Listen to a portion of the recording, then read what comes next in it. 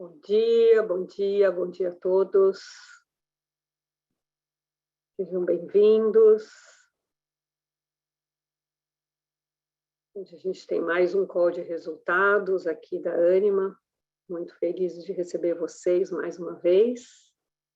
Esperando aqui a sala encher, está enchendo bastante, rapidamente, que bom, sejam muito bem-vindos. Só esperar estabilizar aqui o número de entrantes, para a gente poder começar e dar as instruções aqui.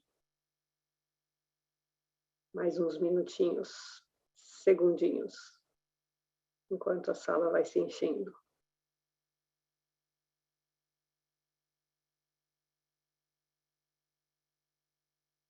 Muito bem, acho que a gente está estabilizando aí no número, as pessoas continuam entrando, mas a gente começa aqui. Mais um call de resultados da Ânima, sejam muito bem-vindos. Hoje a gente vai falar sobre os resultados do terceiro trimestre desse ano de 2021.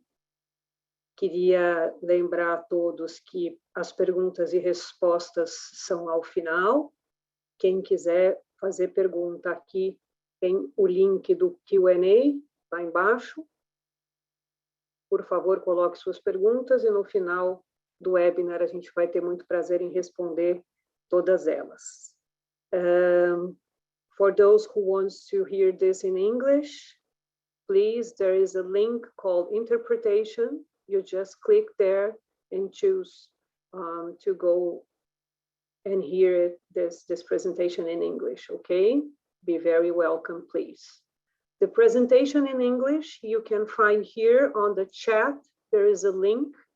You just click on it and you have the same presentation that we will have here in English, so you can hear it through the interpretation. Muito bem, pessoal. Então, dadas as devidas instruções, acho que eu falei de tudo. Falei. Ótimo dia. Vou chamar aqui para acompanhar a gente o Marcelo Batistella Bueno, nosso diretor-presidente, para fazer a abertura desse webinar tão importante para a gente. Bom dia, Marcelo. Obrigada. Seja bem-vindo. Bom dia, Marina. Bom dia, André. Bom dia, Edu. Bom dia a todos e todas. Muito obrigado aí pelo pessoal da Transformação Digital por viabilizar esse encontro híbrido aqui da nosso call de resultados do terceiro TRI. Uma grande honra estar aqui. Eu queria primeiro avançar aqui, passando algumas mensagens que acho que são muito importantes aí para esse momento, né? A primeira delas, nós estamos falando agora, a primeira vez, o primeiro trimestre completo, né, que nós consolidamos aí todas as instituições aí da Laureate, que nós fizemos aí, estamos em processo de integração. Então, é o primeiro trimestre que a gente pode apresentar já o número inteiro, com o número integrado. Isso reforça ainda cada vez mais o poder, né, a força dessa incrível rede agora, a maior rede de educação de qualidade do ensino superior brasileiro, né? Então, isso é muito importante. A segunda mensagem é a questão do ensino digital, né, que abre uma nova avenida aí para o ecossistema Ânima. Então, nós estamos integrando aí uma nova proposta de educação digital que venha somar aí ao ecossistema, já trazendo resultados já acima de break-even e mesmo depois aí de desacoplarmos aí a operação da FMU. Então, isso também nos traz aí uma nova oportunidade para a gente aprender, para a gente integrar e para a gente oferecer aí, dentro de várias experiências, aí uma nova experiência para o mercado que não vinha sendo atendido aí, em tese, pelo ecossistema Ânima, né? Então, isso é muito importante também passar essa mensagem. Queria também reforçar aí a nossa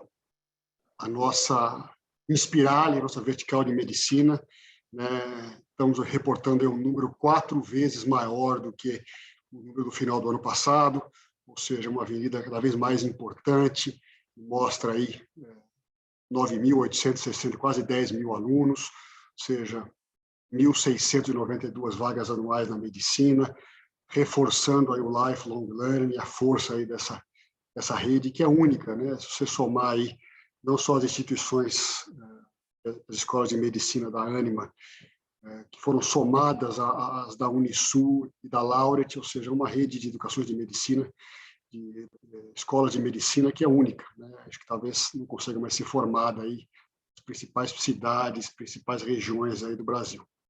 E também queria, por último aqui, reforçar aí a nossa redução aí na alavancagem, ou seja, um trabalho focado, sempre colocando que nós vamos reduzir a alavancagem com geração de caixa, com a operação, com a integração, com as sinergias que vão ser trazidas e também com uma agenda que nós temos aí conduzido de desalavancagem, vendendo ativos, ativos não operacionais, ativos que não estão dentro do nosso core business, e com isso nós já mostramos uma desalavancagem de 0,5 ponto percentual, o que realmente é muito impressionante.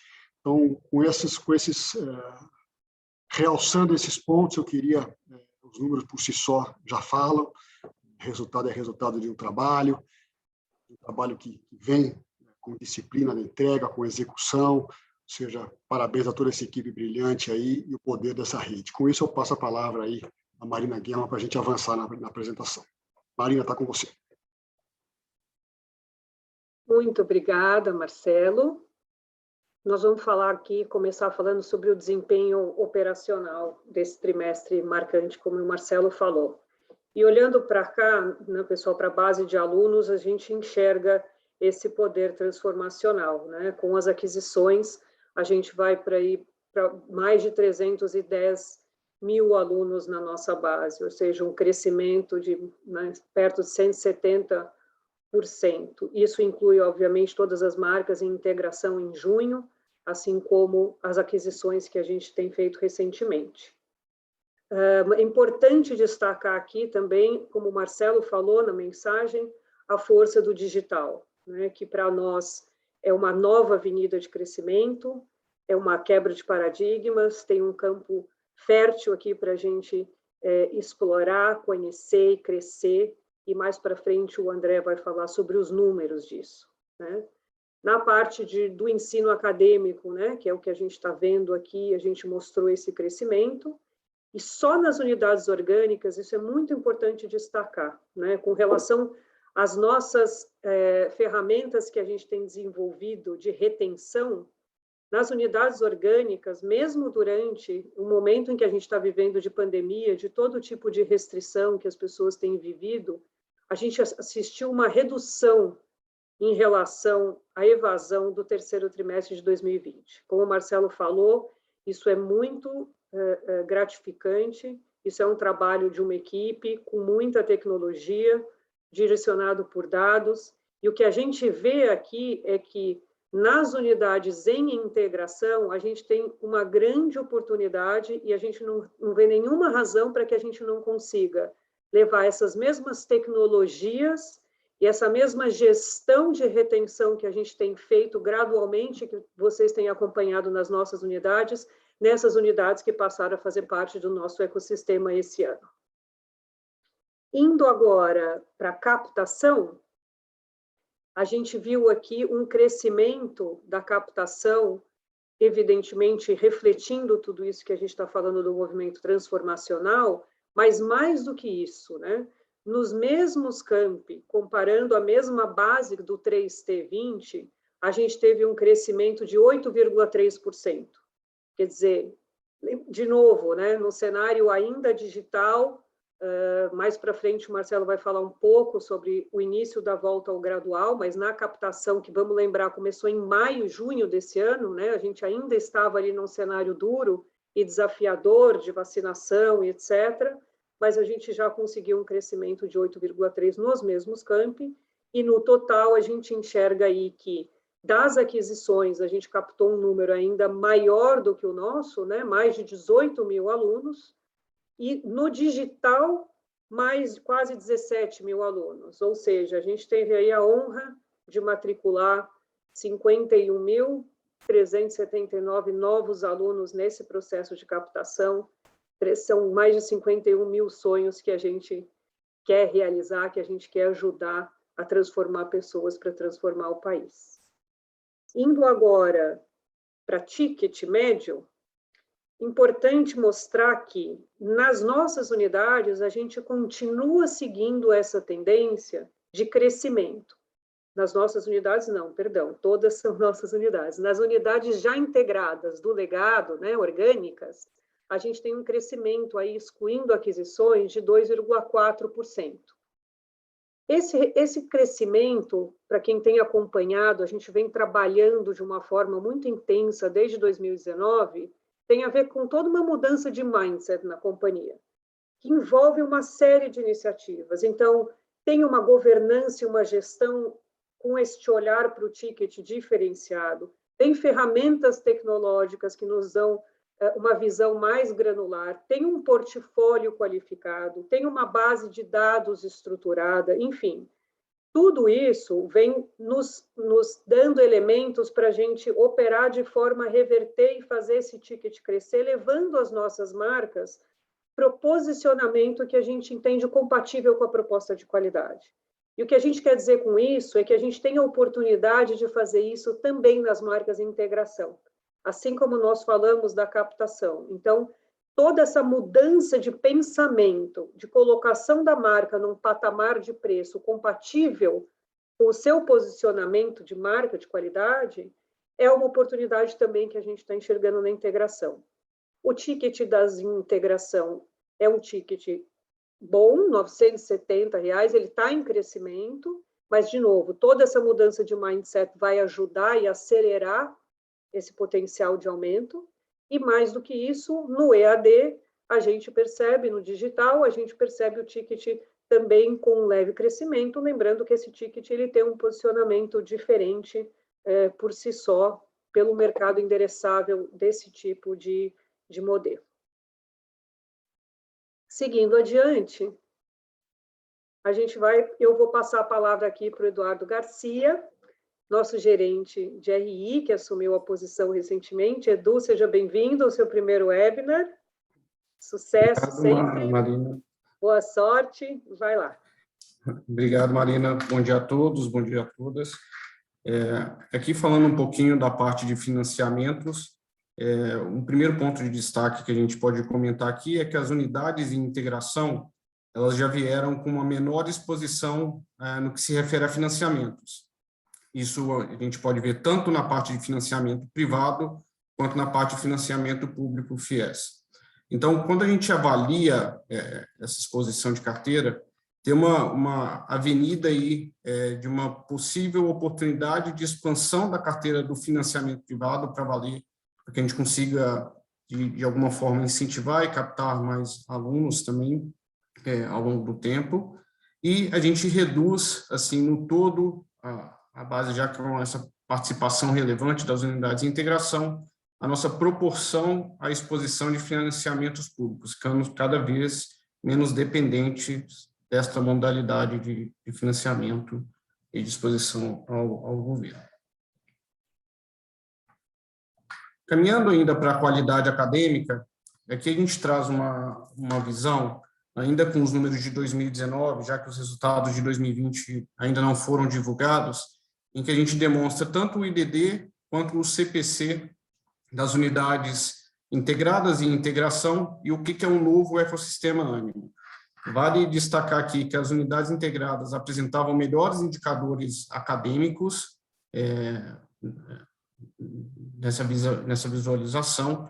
Contudo, conforme nosso histórico já de várias unidades que a gente adquiriu e conseguiu melhorar, mesmo aquelas bem reconhecidas em indicadores acadêmicos, a gente acredita também que seja uma outra oportunidade de melhorar e aprimorar aqui a parte acadêmica dos ativos adquiridos agora com a integração de junho de 21. Então, essa é uma outra avenida de oportunidade que a gente vislumbra aqui na parte acadêmica também, melhorando os indicadores. Com isso, eu passo a palavra para o André Tavares, para falar um pouquinho sobre a parte financeira para vocês. Ok, Edu, obrigado, Marina, Marcelo. Vocês me escutam bem, Edu? Só me dá um sinal aí. Sim, escutamos bem. Ótimo. Muito obrigado. Bom dia a todos. Enorme prazer estar aqui novamente falando sobre os nossos resultados aqui do período de 9 meses, né? resultados que nos deixam muito orgulhosos e confiantes de tudo que a gente atingiu até aqui. Então, vamos lá. No próximo slide, a gente já pode enxergar um ganho significativo de escala, né, nos nossos números dos 9 primeiros meses, especialmente após a aquisição extremamente transformacional que a gente realizou no finalzinho de maio e passaram, a partir de junho, consolidados nos nossos demonstrativos financeiros. Então, foram as unidades adquiridas da Laureate, e nesse número de 9 meses, a gente tem 4 meses, né? Primeiro trimestre completo com esses ativos, como o Marcelo falou no início. Aqui só os números são superlativos, né? Receita líquida crescendo mais de 70%, superando 1.800 bilhão, o lucro bruto subindo 84%, com a margem evoluindo mais de 4 pontos, passando de 1.160 bilhão, e o resultado operacional antes das despesas corporativas tendo um desempenho, inclusive, mais forte do que o crescimento da própria receita, né? Resultado operacional mais do que dobrando em termos absolutos, saindo aí de 408 para quase 845 milhões e caminhando aqui quase 8 pontos, né? 7,8 pontos, o que é uma evolução bastante expressiva. Também é importante falar aqui que o digital, né, o EAD, já representa aqui 3,1, mas se a gente olhar para os números do trimestre, como estão no release, a gente vê que o EAD já chega a praticamente 5% dos números do terceiro trimestre, isso mesmo com o desacoplamento da operação da FMU, que tinha uma importância grande no digital, né, que veio da Laureate. Mesmo assim, o EAD segue a sua trajetória de crescimento e de rampagem, como a gente viu e vai poder falar no slide mais na frente. E, para finalizar esse slide, também ratificando a importância da Inspirali, nossa vertical de medicina, nos nossos resultados, já chegando aí a quase 26% e no trimestre chegando a 27% da receita líquida da nossa companhia. No próximo slide, a gente só relembra a divisão dos blocos, nessa visão segmentada que a gente apresenta também de nossos resultados. E aí nós temos tanto o bloco base, que são as unidades... Só volta aí um slide, por favor. Temos o bloco base, que são as unidades que já estão conosco há mais tempo, a UNA, a UniBH, São Judas Sociesc, as aquisições e um capítulo particular para as aquisições que vieram da Laureate. E também o segundo bloco, que é o terceiro bloco, que é o Lifelong Learning, reunindo aí nossas iniciativas para além da graduação, né? Agora sim. E o que a gente vê é, no bloco base, uma maior dificuldade de crescimento da receita, apesar da melhora no ticket e também dos bons resultados das iniciativas de rematrícula, mas nós temos aqui unidades bastante maduras, né, como vocês viram no slide anterior, e que apresentam, sim, uma maior dificuldade de crescimento de receita. Esse crescimento de receita ele não é repassado como uma perda de margem. Vocês veem que a margem está relativamente estável, ali em torno de 41,5%, e mesmo com a queda de receita e com a desalavancagem operacional desse bloco, a gente tem todas as iniciativas do E2A, do ecossistema, nosso modelo acadêmico, temos todas as iniciativas de ganho de escala e ganho de eficiência que fazem com que esse bloco continue no nível de margem bastante saudável. E, sem dúvida, um destaque muito positivo desse terceiro trimestre é o desempenho das aquisições, um desempenho bastante expressivo. Lembrando que as aquisições têm, inclusive, a Inspirali, né, a vertical de medicina, tem uma importância relativa muito maior nas aquisições do que no bloco base, e, dentre outros fatores, esse é um fator importante para que o bloco aquisições já opere numa margem superior do bloco base, embora a gente ainda veja espaço no bloco aquisições para a evolução dessa margem, né? No próximo slide, a gente pode ver o Lifelong Learning. Claramente, esse segmento é um segmento em que nós estamos semeando o futuro da companhia. Ele é um segmento que a gente tem dado muita atenção, colocado muita energia, porque acreditamos firmemente na nossa estratégia que o Lifelong Learning gerará frutos especialmente importantes lá no futuro da companhia. E o que a gente vê aqui, então, é que ele segue também um novo patamar de receita, com a entrada das unidades de aquisição, subiu praticamente 50%, saindo de 60 para 90 milhões, e tivemos alguns fatores que fizeram com que a margem nesse bloco não acompanhasse esse crescimento, especialmente os investimentos na parte de infraestrutura e desenvolvimento digital, um maior investimento na aquisição de alunos e também a equalização das práticas e políticas de PDD, que, neste caso aqui, tiveram um efeito negativo no resultado, né? E a gente vê também que a receita está bem dividida e bem equilibrada entre a pós-graduação, em todas as áreas, mas também nas duas verticais que são mais importantes nesse quesito, que é a vertical de gestão, HSM e HSMU, e a EBRAD, né? De novo, esse segmento é um segmento extremamente importante, que a gente está olhando muito mais para a escala dele, para a importância que ele terá no futuro da companhia. Não temos dúvida de que ele vai representar um papel fundamental à medida em que os anos forem passando. No próximo slide, a gente dá um destaque também para o ensino digital, né, o EAD, que permitiu agregarmos ainda maior valor ao nosso ecossistema. Todos sabem aqui, nós não ofertávamos o EAD numa escala considerável, e a partir de junho agora passamos a ter uma operação bastante importante, né? Chegando a uma base de alunos aí entre a graduação e a pós de 83 mil alunos. No gráfico aqui abaixo vocês veem, são 57 mil alunos na graduação e quase 27 mil na pós-graduação, uma receita líquida já chegando perto de 50 milhões, e aí, nesse período, a gente lembra que basicamente só temos 4 meses aqui, né, nesse resultado, e o resultado operacional, uma margem operacional de 16%, que ainda é bem abaixo do que a gente entende que consegue entregar, mas, como todos sabemos também, o ensino digital é um negócio bastante alavancado operacionalmente. Então, à medida em que a gente tem um ramp-up forte de crescimento, isso pode ser visto, a gente olhando para os números que eles tinham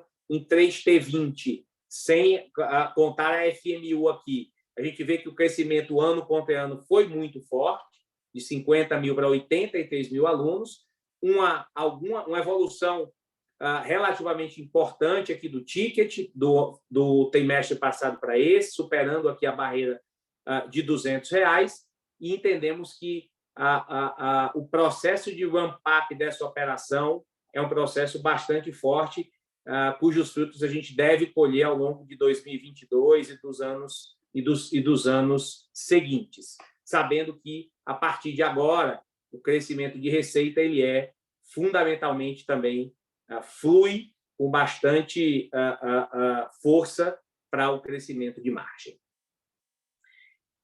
E aí, nessa linha do ensino digital, a gente não poderia deixar de falar da parceria da joint venture que a gente divulgou para o mercado alguns dias atrás com a Vivo.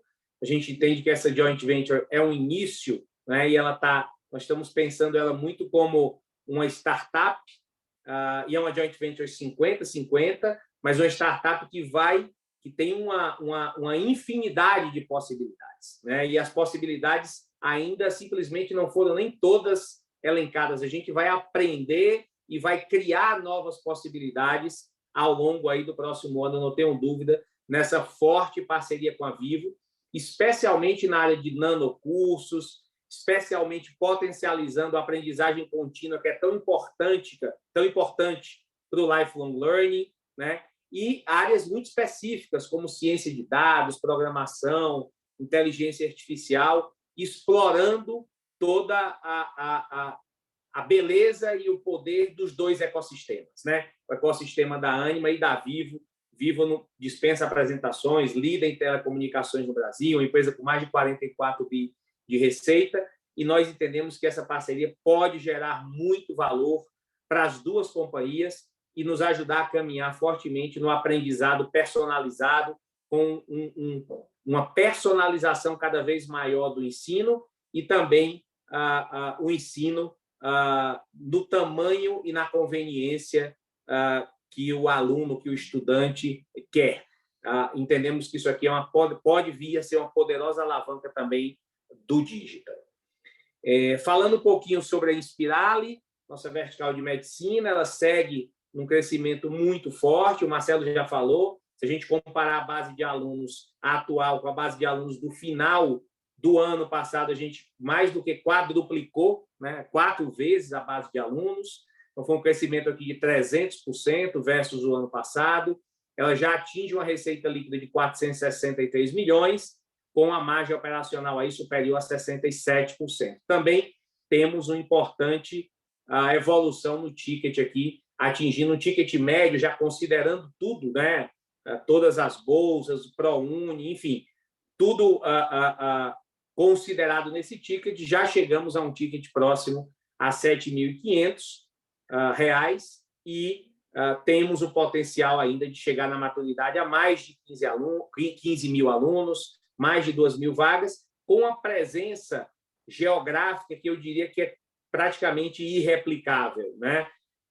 Em vários dos principais centros urbanos do Brasil, como São Paulo, Belo Horizonte, Salvador, Florianópolis, Natal e por aí vai, né? Cidades também muito importantes como Piracicaba, São José dos Campos e outras mais, tá?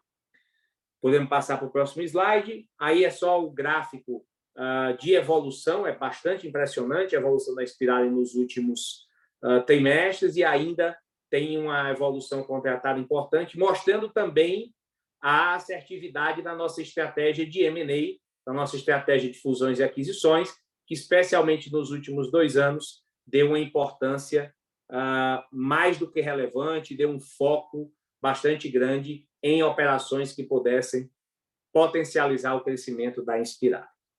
No próximo slide, a gente abre um capítulo também importante para mostrar ao mercado quanto que a gente segue na integração dos ativos que foram adquiridos em maio, né?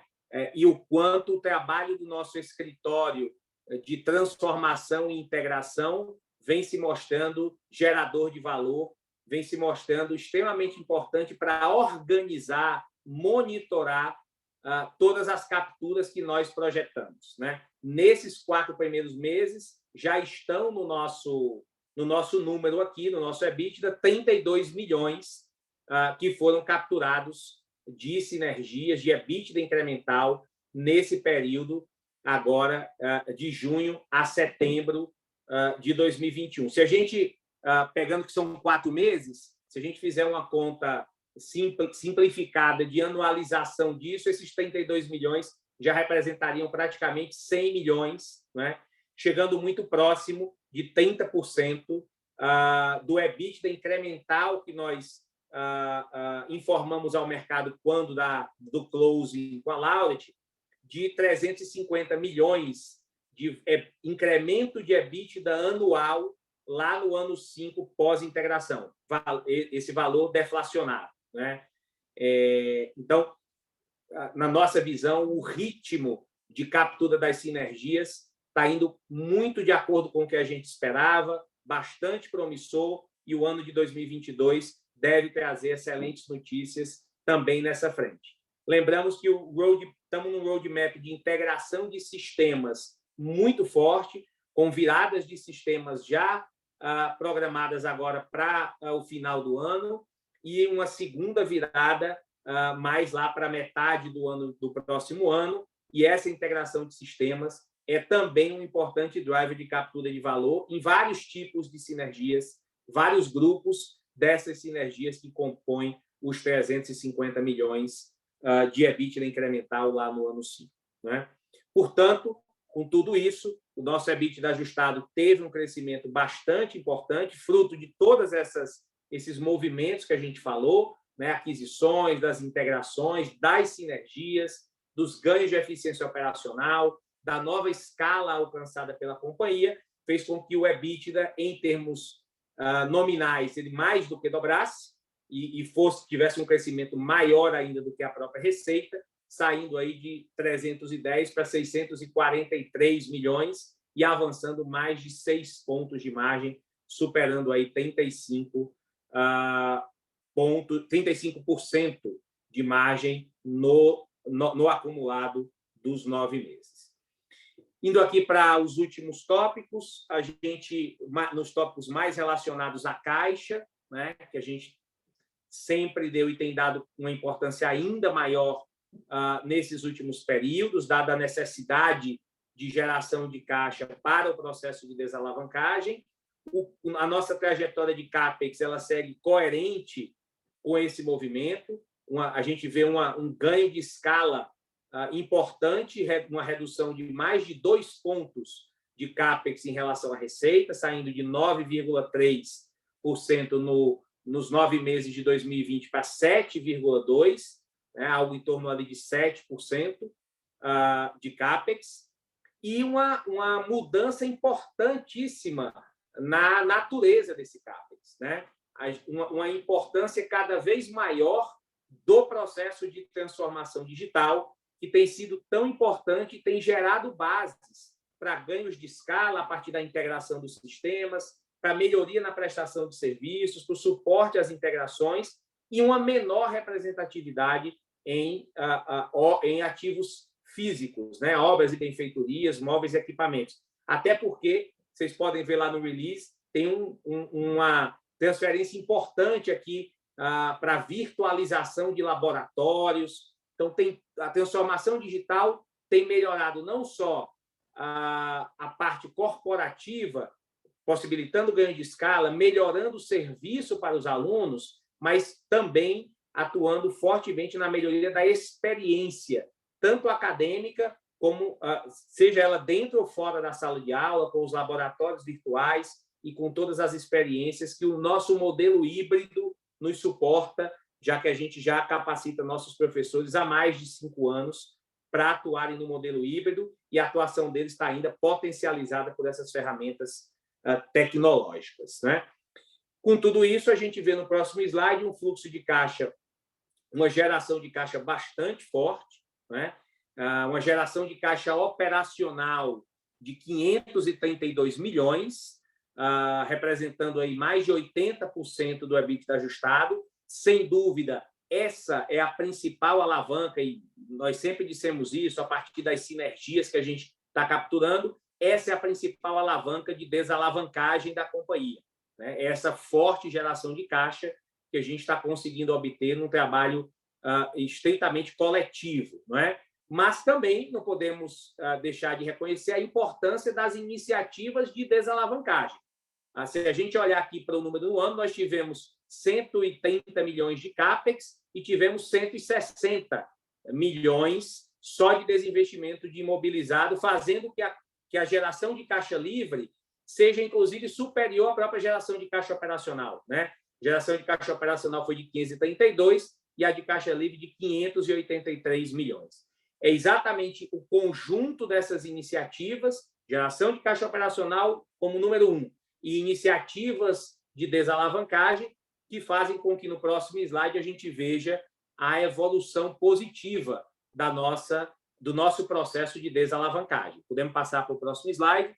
No próximo slide, a gente conseguiu, nesse trimestre, em apenas um trimestre, já fazer uma redução de meio round de alavancagem, saindo numa alavancagem pro forma, considerando 12 meses dos ativos que vieram da Laureate, de 4,6, que foi o que a gente divulgou no último TRI, para 4,1, né? Eu lembro, inclusive, que os nossos principais índices de covenants, que são lá na metade do próximo ano, em junho de 2022, são de 4 vezes. Ou seja, nós deveremos ter a continuidade desse processo de evolução das nossas margens e deveremos ter uma tranquilidade, deveremos ter uma margem bastante razoável em relação aos nossos covenants, chegando aqui, encerrando o trimestre, com uma dívida líquida aí em torno de 3 bi 85, e como eu já disse, nós estamos extremamente atentos, comprometidos e priorizando a agenda de desalavancagem, seja pela geração de caixa operacional e por todas as iniciativas que isso traz nas operações, seja pelas iniciativas de desalavancagem, que neste trimestre foi refletida aí a operação de sale leaseback, mas no próximo trimestre, no quarto TRI, nós já teremos o efeito da venda dos ativos das escolas internacionais do Sul para a Baema Educação, e deveremos ter também, estamos em negociação com as outras iniciativas que a gente já falou em calls anteriores e que estão em pleno vapor. Não tenho dúvida que a gente deverá ter uma margem tranquila, razoável, confortável para o cumprimento dos nossos covenants lá na metade do próximo ano. Bom, com esse slide eu devolvo aqui a palavra ao Marcelo para fazer o encerramento aqui da nossa apresentação e para que a gente possa ir aqui para o Q&A. Marcelão, bola com você. Obrigado, André. Obrigado aí, Edu Garcia, Marina. De fato, aqui eu queria começar com essa mensagem final, agradecendo e saudando aí nossos amigos da Vivo, essa joint venture única que nós estamos fazendo. Eu faço isso na figura aí do seu CEO, do Christian Gebara, o Alex Salgado, de toda a equipe lá. Um abraço a cada um de vocês. Essa parceria é uma avenida importante para a gente, como mencionamos aqui, e o 5G já é realidade, né? Então nós temos aí como aprender e como também aportar o que temos de melhor. Estamos falando de salas de aula mais inteligentes, de plataforma de realidade mista, de colaboração virtual, de robótica, inteligência artificial, AR, VR, ou seja, o que há aí de mais moderno para a gente poder preparar o nosso ecossistema para o que vem pela frente. Então, agradeço também ao nosso conselho de administração, na figura do meu sócio Daniel Castanho, que também impulsionou a gente aí através dos comitês de Lifelong Learning, comitê de estratégia acadêmica, ou seja, queria saudar a todos. Também importante colocar aqui que esse momento é um momento importante para a companhia, mas que me deixa muito orgulhoso desses resultados, né? E crescer captação, né? Com apenas 4,9% dos nossos alunos com algum tipo de financiamento governamental ou privado, é um indicador importante aí das escolhas que fizemos no passado, seja pela educação de qualidade desde o nosso primeiro dia, essa opção que fizemos, seja também pela educação híbrida, ou seja, está aí os resultados aí num momento muito importante. E eu queria colocar aqui que o nosso retorno à presencialidade já é uma realidade, nós estamos prontos, como eu sempre te coloquei, desde agosto do ano passado, estávamos prontos, e conseguimos retornar aí desde agosto desse ano, e hoje, nesse momento, a gente pode dizer aí que todo o ecossistema já está em alguma atividade presencial, todo o nosso ecossistema já está em rotação por estações, ou seja, isso com maior intensidade na saúde, nas agrárias e nas engenharias, mas todo o ecossistema vai terminar esse ano já com experiências presenciais. E aí, 22.1, nós vamos entrar com toda a força aí numa oferta híbrida, né, equilibrando sim, um novo estilo de vida que veio aí, que foi catalisado pela pandemia, ou seja, o presencial e o uso da tecnologia, o home e o estar aí nos campi, né, em todas as nossas unidades, isso aí já é uma realidade. Né? Então, isso aí, eu tenho certeza que tenham provocado aí o management, isso aí é um diferencial único que a Ânima está oferecendo aos estudantes aí do Brasil, em especial do ensino superior. Né? E para concluir aqui, eu queria trazer a mensagem que nós escrevemos, mas eu queria dar um pouco mais de luz a ela, trazendo que o nosso posicionamento estratégico, né, e a forte resiliência nesse momento duro, que nós jamais imaginávamos viver, que jamais esqueceremos, está nos permitindo enxergar que, mesmo com perspectivas macroeconômicas que permanecem incertas e gerando insegurança nos mercados, mostra que a nossa proposta é sólida, é uma proposta de longo prazo, consistente e sustentável, né? E nos dá ainda mais força e confiança que a gente possa seguir em frente com nossas estratégias traçadas, né, e com a disciplina de execução, entregando os resultados aí que todos nós merecemos. Com isso, eu encerro aqui, agradeço e passo aí para a gente entrar aí em perguntas e respostas. Está com você, Marina. Obrigada, Marcelo. Muito obrigada. A gente já tem aqui algumas perguntas. Tem várias perguntas, André, que têm o mesmo cunho, então eu vou me permitir aqui juntar algumas delas, tá? Então, a gente tem perguntas do Vinícius Figueiredo, do Itaú BBA, do Ian Sesquim, do BTG, e do Leandro Bastos, do CIT. Vinícius, Ian e Leandro, muito obrigada por nos prestigiar e por mandar as perguntas. Eu vou me permitir aqui juntar um pouco elas. Então, o Vinícius, André, está perguntando aqui sobre a PDD, né? O primeiro ponto que eu queria abordar com vocês em relação à PDD, a gente sabe que esse semestre a gente teve um efeito específico da reversão de provisão, mas olhando para frente, uma vez que o mesmo modelo for 100% implementado nas aquisições, qual o patamar que faz sentido pensarmos como percentual da receita? O Ian, também na PDD, ele pergunta, com a equalização das metodologias contábeis entre as unidades integradas, o PDD do trimestre foi positivo, mas qual seria o recorrente dessa linha para frente? Com a melhora de níveis de inadimplência, seria justo esperar níveis mais baixos de PDD com percentual da receita? Quer dizer, vai na mesma linha a pergunta. E, finalmente, o Leandro também. Podem comentar sobre o efeito de equalização da metodologia no PDD? Qual o nível recorrente que a gente pode esperar daqui para frente? Obrigada, André. Perfeito, Marina. São ótimas perguntas sobre um tema relevante, né? Obrigado ao Vinícius, ao Ian e ao Leandro pelo conjunto aí de perguntas. Na verdade, eu diria que esse tema, o tema do modelo e da política de cobrança de alunos inadimplentes, foi um dos grandes aprendizados que a gente teve à medida que a gente passou a fazer a integração com as unidades que vieram da Laureate, né? As unidades que a gente chama de unidades em integração, né?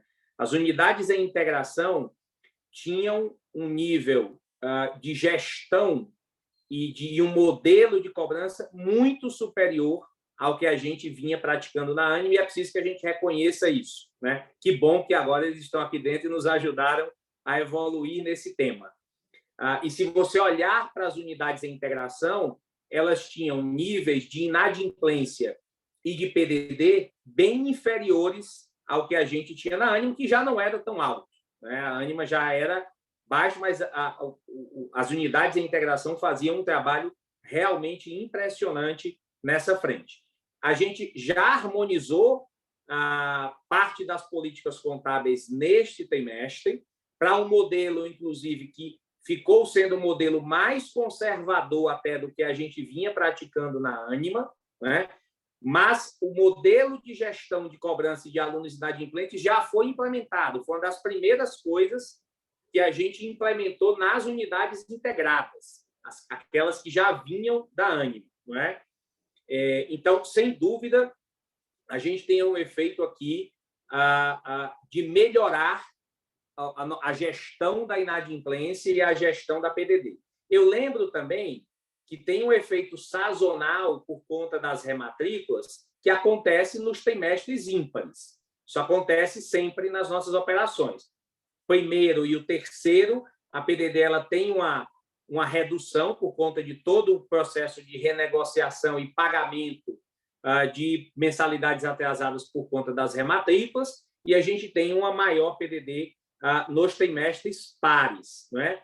Mas, se a gente fizer um esforço aqui de anualizar, olhando para o fechamento do resultado de 2020, de 2021, e falando em bases do que seria uma PDD recorrente anualizada, eu acredito que a gente ficaria muito mais na linha aí de uns 4% da receita, o que é bastante melhor do que o que nós fechamos na Ânima no último ano. Lembrando que em 2020, nossa PDD fechou em 6%, 6 e poucos por cento, né? Então, todo o aprendizado que a gente teve nas unidades em integração nos permitem ter muita confiança que que a gente passa agora a operar no nível de PDD de inadimplência e, portanto, de PDD inferior ao que a gente vinha vendo no ano anterior.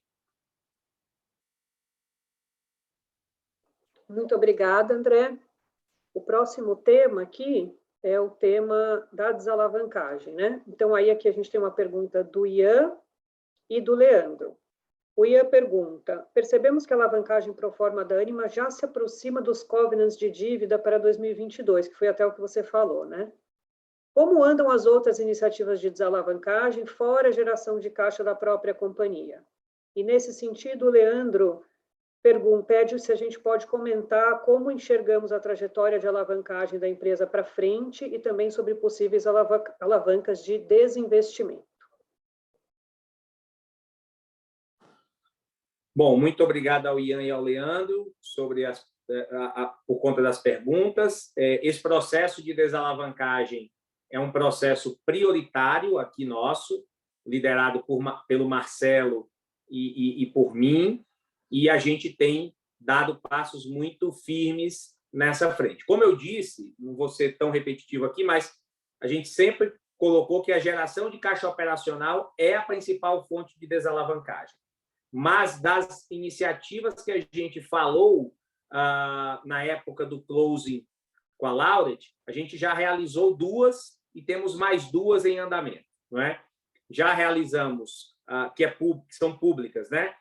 O Seio Lisebeck dos Campi da Unirita, e já realizamos a venda das escolas internacionais que não estão nesse número aqui. É bom reforçar isso, né?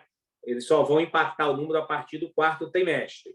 E temos mais uma operação ainda de venda de ativos imobilizados e uma outra operação de venda de um ativo operacional que estão em pleno curso, estão em plena negociação. São operações mais sensíveis, logicamente, por tudo que envolve, né, venda de ativos, e a gente vai dar o disclosure para o mercado tão logo a gente tenha o fechamento, espero que num futuro bastante breve, dessas operações. Mas elas estão indo muito bem e em linha com os valores que nós divulgamos lá naquele momento em que a gente anunciou o plano de desalavancagem, tá? Acho que é isso que a gente consegue endereçar desse tema agora, sabendo que estamos, como eu disse, com a margem que nos parece, nas nossas projeções, estamos com uma margem bem confortável para chegar na metade do próximo ano, ou seja, junho de 2022, com um conforto em relação aos índices pactuados com os bancos, que é de 4 vezes dívida líquida sobre EBITDA ajustado. Perfeito, André, obrigada. Tem uma pergunta agora aqui do Ian, que eu vou juntar com uma pergunta do Vinícius, porque eu entendo que elas estão relacionadas também. Então, a última coisa que o Ian pergunta é se a gente poderia dar mais cor na queda de margem operacional do bloco base. E o Vinícius pergunta sobre base orgânica. Como as coisas estão relacionadas, eu vou pedir para você cobrir aí os 2 assuntos. O Vinícius diz: tivemos um maior patamar de alunos graduando nesse trimestre. Devemos esperar essa mesma tendência no 4º tri?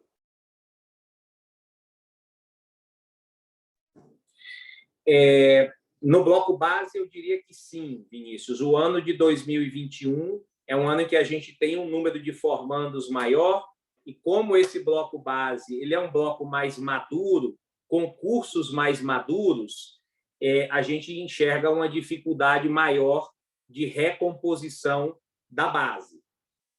Como eu citei, a gente não está tendo uma perda de margem operacional, basicamente por 2 grandes fatores. O primeiro é o ganho de eficiência operacional trazido pelo E2A, pelo nosso modelo acadêmico, o ecossistema Ânima de aprendizagem. Vocês que nos acompanham têm visto o quanto o E2A tem sido importante na captura de ganhos operacionais. E o segundo tema o ganho a eficiência que vem a partir do ganho de escala da companhia, né? uma parte expressiva da gestão do nosso modelo de regionais, ele tem um impacto maior nessas unidades do bloco base. Então, por exemplo, se a gente vou pegar o exemplo aqui da Regional Minas, né? Regional Minas, Goiás e Rio de Janeiro. A maior parte da infraestrutura de gestão da Regional Minas está ali na UNA e no UniBH, que são as operações base. E, portanto, elas consomem mais elas são responsáveis pela maior parte desse recurso. Mas, à medida em que a gente colocou outras aquisições nessa regional, como a FASE, como a Milton Campos, como o IBMR do Rio, né? Então, outras instituições que vieram compor essa regional, eles atuam positivamente na geração de margem consolidada.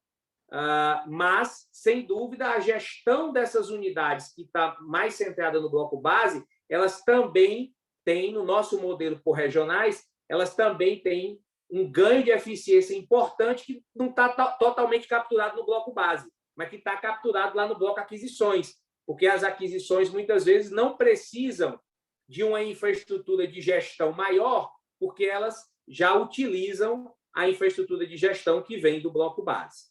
Então, e mesmo com isso tudo, a gente ainda está vendo o bloco base manter uma margem operacional estável, né? Então, são resultados também que nos enchem também de orgulho e confiança que esse bloco representa um papel fundamental no quadro integral que é o ecossistema ANIMA.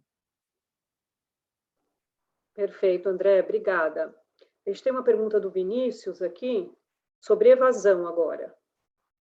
O último ponto seria sobre evasão. Vocês tiveram uma melhora expressiva na evasão da base orgânica, mas nas aquisições recentes tiveram um nível um pouco pior. Quão factível e quanto tempo demoraria para vermos essa evasão nos mesmos níveis do orgânico? Obrigada.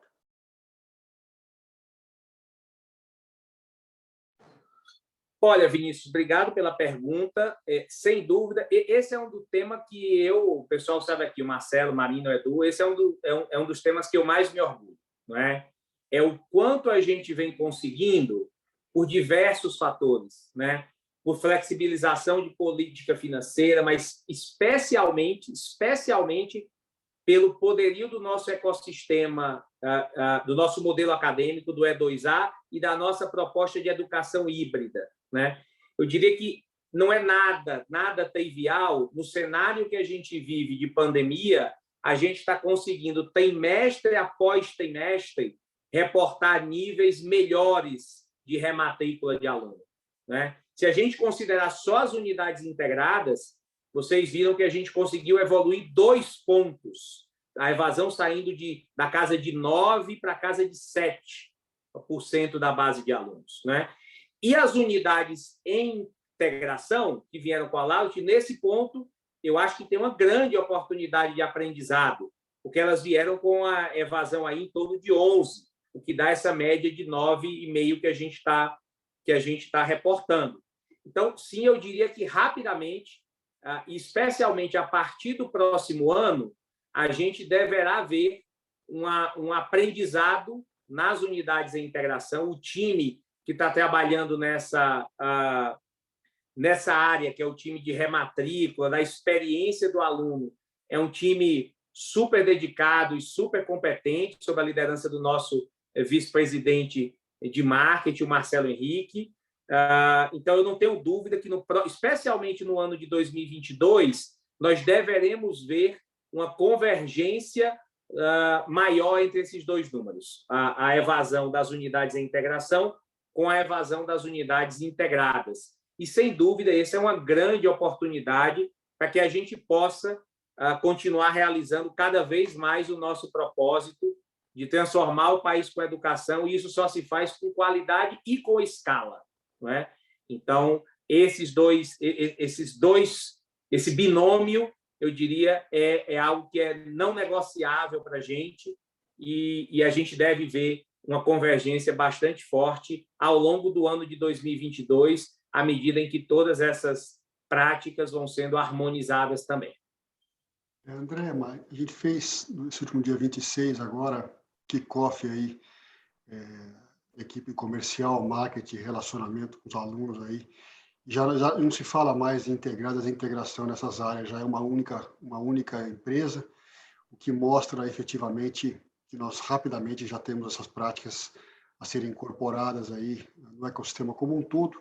Como você mesmo brilhantemente pontuou, esse é um motivo de muito orgulho, né, para nós, que mostra não só que a prestação de serviço educacional tem sido ancorada pela transformação digital, tem nos colocado em outro patamar aí na prestação de serviço educacional, mas principalmente que a nossa proposta de valor aí do E2A, a proposta de valor híbrida, e a nossa escolha de educação de qualidade tem atraído os alunos, tem mantido os alunos conosco, mostrando que eles estão gostando cada vez mais disso, e é um diferencial muito importante da Ânima.